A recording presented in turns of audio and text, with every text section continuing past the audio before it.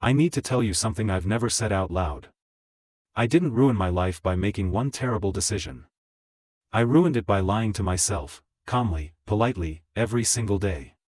And the worst part is this: I always knew. I knew in the quiet moments when no one was watching. I knew when my chest tightened for no clear reason. I knew when I went to bed exhausted without having done anything difficult. But I told myself the lie anyway. This is fine. This is normal. This is just how life works. Those sentences became my shelter. At first, the lies were small. Harmless, even. I told myself I was just tired, not unhappy. That I was being responsible, not afraid. That everyone feels this way sometimes. And because the lies sounded reasonable, I believed them. My life looked acceptable from the outside. Not impressive. Not tragic. Acceptable. I had routines. Responsibilities. People who expected me to show up in certain ways.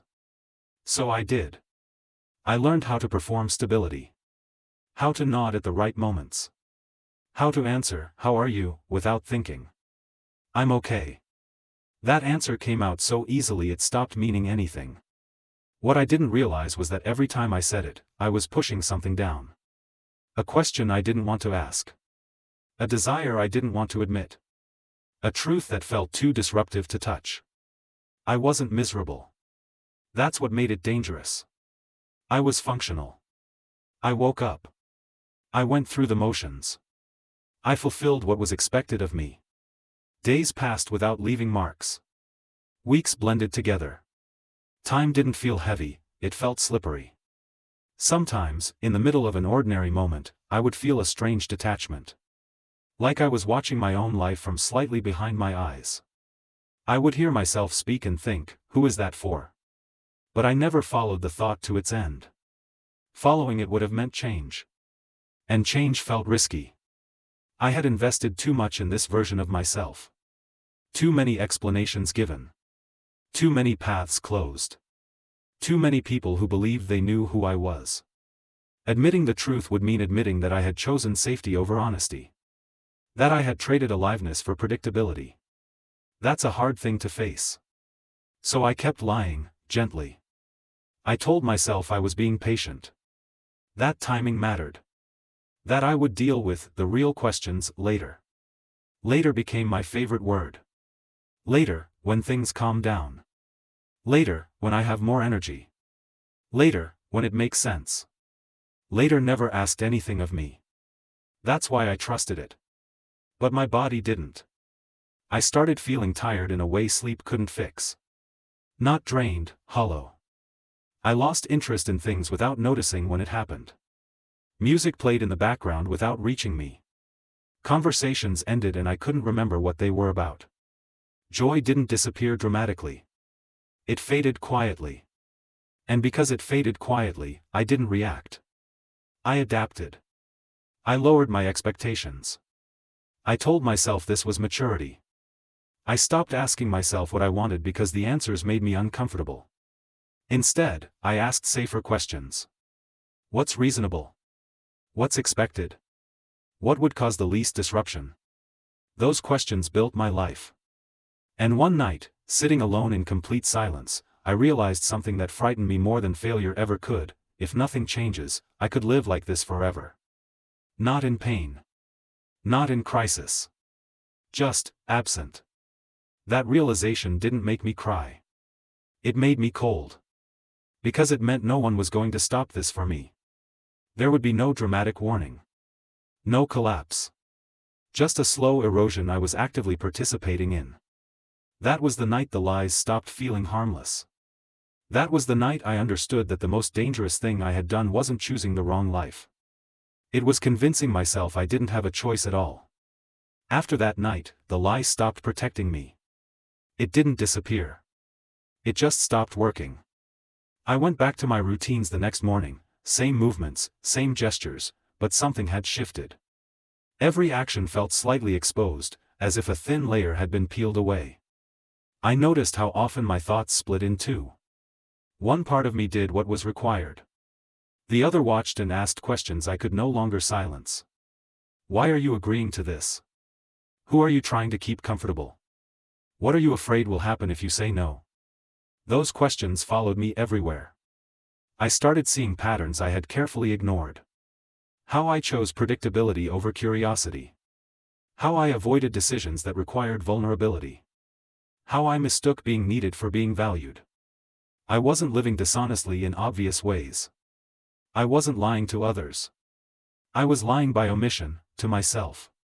By pretending I didn't want what I wanted. By pretending I didn't feel what I felt. By pretending I had endless time to figure it out. Time is generous only when you're honest with it. Once you start lying, it becomes expensive. I began to feel a pressure building inside me, not anxiety, not panic, something slower and heavier. Like standing in a room where the air is slowly being removed. I realized how carefully I had designed my life to avoid discomfort. I avoided difficult conversations by staying vague. I avoided conflict by being agreeable. I avoided failure by never fully committing. Each avoidance made sense on its own. Together, they created a life where nothing was at risk, and nothing was alive. The most unsettling part was how normal it all felt. There was no dramatic sadness to alert anyone. No visible breakdown. Just a constant, low-grade detachment.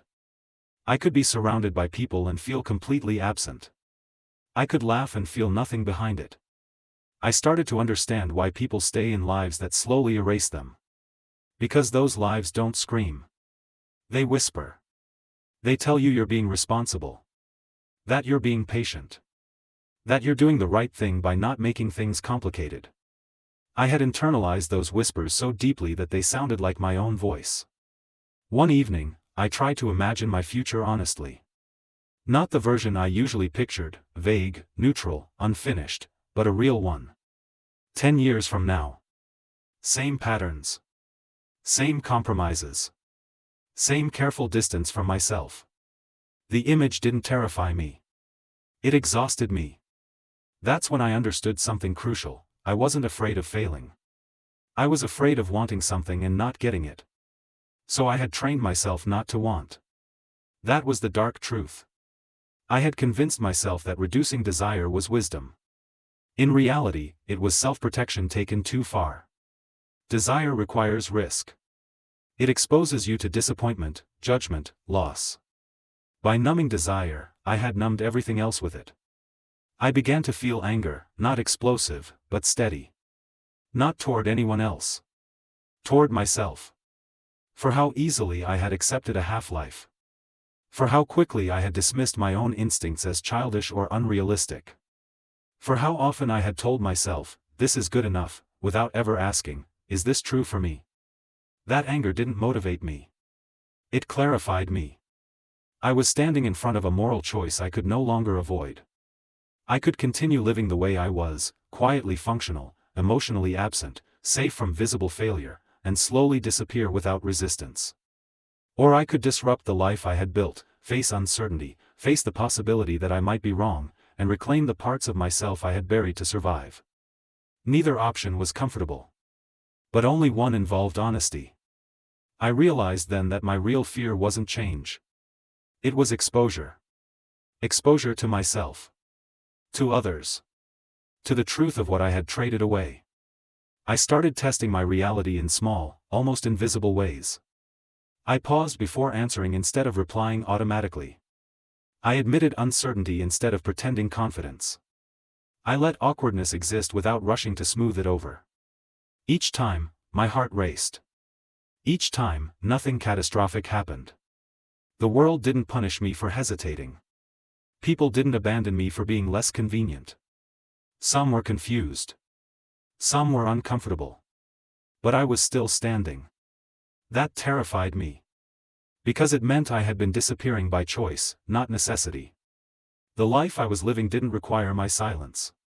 It just benefited from it. Once I saw that, the lie finally cracked.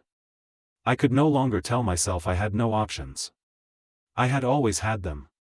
I just hadn't believed I was allowed to choose. And now that belief was gone.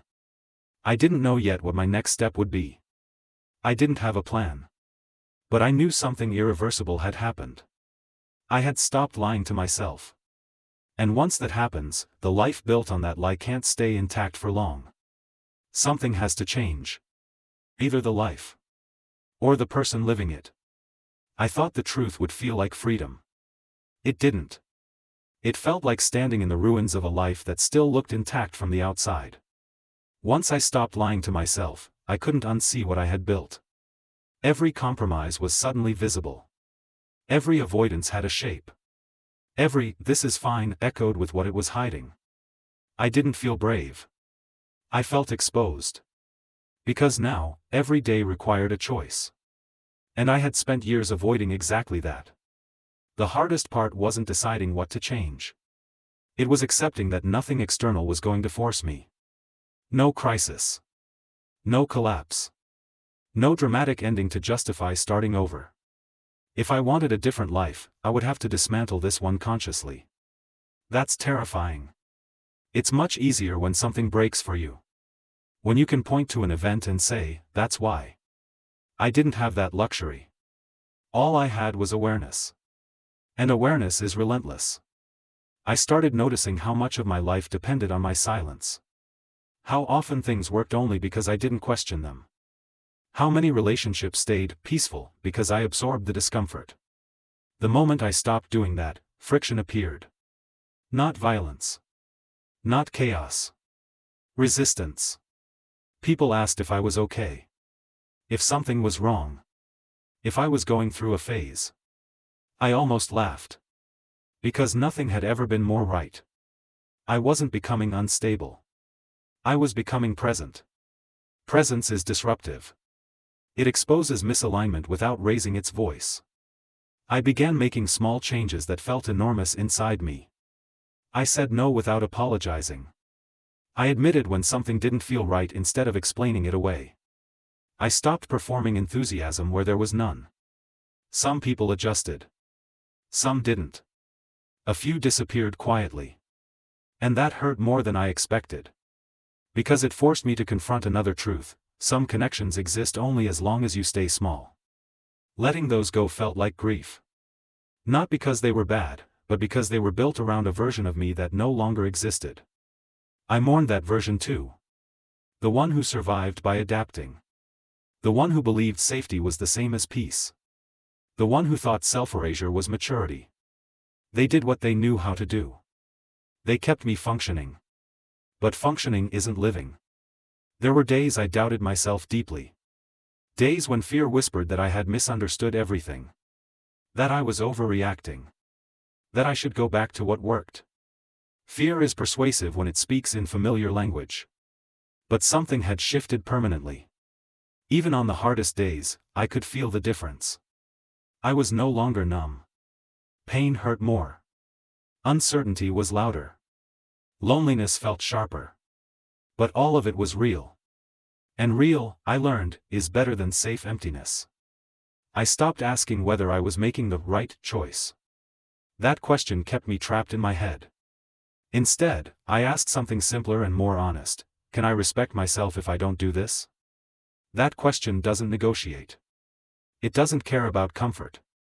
It asks for integrity. I still don't have everything figured out. My life didn't transform overnight. There was no cinematic rebirth. There were quiet mornings filled with doubt. Awkward conversations that didn't resolve neatly. Long stretches of uncertainty where I felt untethered. But there was also something new. Ownership. For the first time, my life felt like something I was participating in, not managing. I stopped living in anticipation of a future where I would finally show up. I started showing up now. Not perfectly. Not confidently. But honestly. I carry regret with me. Regret for the years I spent numbing myself. For the desires I buried because they felt inconvenient. For the life I almost lived entirely on autopilot. But regret no longer paralyzes me. It educates me. It reminds me what happens when I trade truth for comfort. If you're listening to this and something inside you feels uncomfortably familiar, if your life looks fine but feels distant, if you feel tired in a way rest doesn't fix, if you sense that you've been postponing yourself, this is what I want you to know: you don't need a breakdown to deserve change. You don't need permission to want more alignment. And you don't need to disappear to survive. The most dangerous lie I ever told myself was that I had no choice. I did. I always did. And choosing late is still choosing. I lied to myself for years. Until one night, I finally stopped. And that didn't save my old life. It gave me the chance to build a real one. Not perfect. Not guaranteed. But mine. And for the first time, that truth feels strong enough to stay awake for.